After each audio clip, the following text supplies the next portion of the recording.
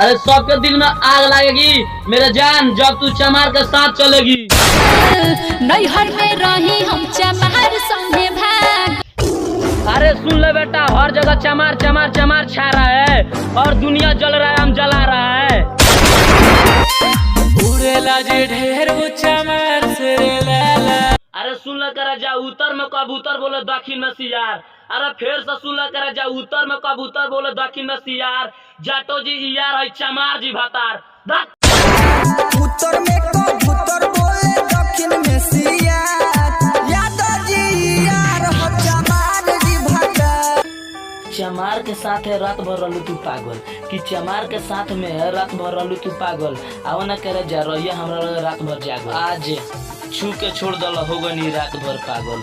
अगर शायरी पसंद आए तो लाइक करे शेयर करे। नैहर में रही हम चमार संगे भागल। काहे कैला साथे रजू पता जबेला है।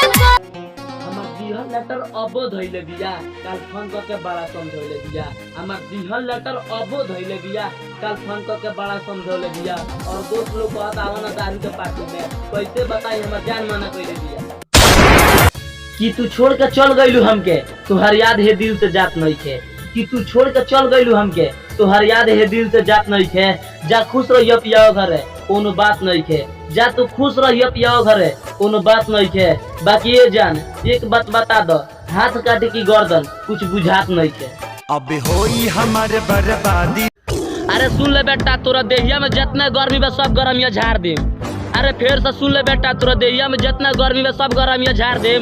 जात के चमार भीतरी ले चाह दे। डाले कोले न देव के हो जाना के हो। नाले होइए बाबू चमराना के हो। आजकल के लड़की कहती है ना दवा चाहिए ना दर चाहिए। आजकल के लड़की कहती है ना दवा चाहिए ना दर चाहिए। सिर्फ चाहिए तो चमार जैसा मोरा चाहिए।